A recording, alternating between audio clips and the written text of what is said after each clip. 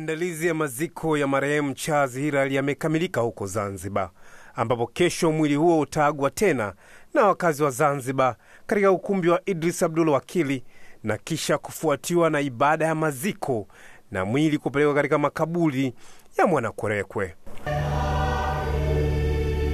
Awali, kabla ya mwili wa marehemu Charles Hilary kusafirishwa kuelekea huko visiwani, wakazi wa Dar es Salaam nao wamepata nafasi ya kutoa heshima zao za mwisho.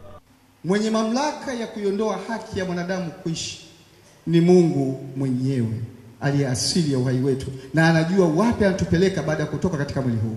Nalisema hili kwa sababu ya hali inayoendelea sasa, watu wengine kuuawa, kutekwa, kuvamiwa, kupigwa na mengine mbalimbali. Wote wanaoyafanya hayo wajue kwamba wanapora mamlaka ya Mungu, wanapora haki ya Mungu. Hata kama kifo kipo, lakini nani mwenye kuruhusu kifo? Nani mwenye mamlaka juu ya kifo? Mungu mwenyewe, mwache aruhusu atakaporuhusu. Marehemu Charles Hilary alikuwa mpenzi mkubwa wa lugha ya Kiswahili, na mara zote alikosoa pale alipobaini Kiswahili kimebanangwa.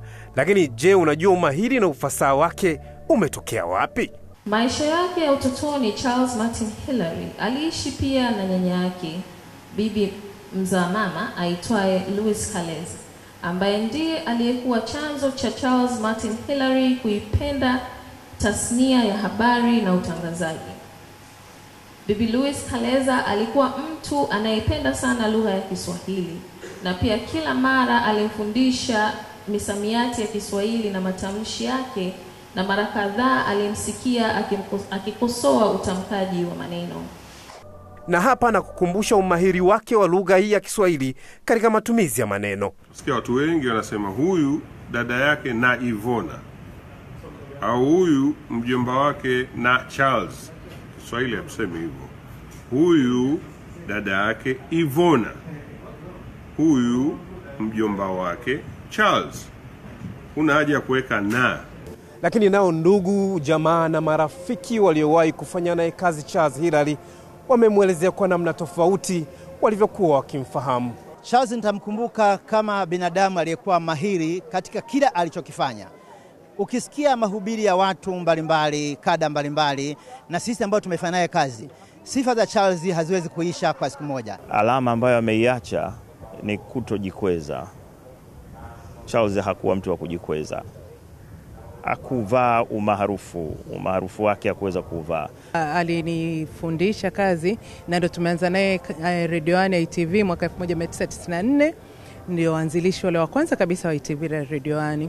Na uzuri wa Charles ni kwamba tunawaita sio mnyimivu. Anakuambia kabisa, Msami, umefanya hivi, lakini ukiongeza hivi na hivi, alafu hasa kwenye lugha ya Kiswahili, namna ya kutamka Kiswahili, lakini unakitamka vipi, neno ulilosema lina maana gani. Hata kuweka koma alikuwa anakuambia, bwana, kwa nini sentence yako ni ndefu uweki koma? Marehemu Charles Hilary alianza kazi Radio Tanzania Dar es Salaam, baadaye vyombo mbalimbali binafsi ndani na nje ya nchi kama vile DW pamoja na BBC, na amefariki dunia akiwa na umri wa miaka 66, na anatarajiwa kuzikwa huko Zanzibar hapo kesho.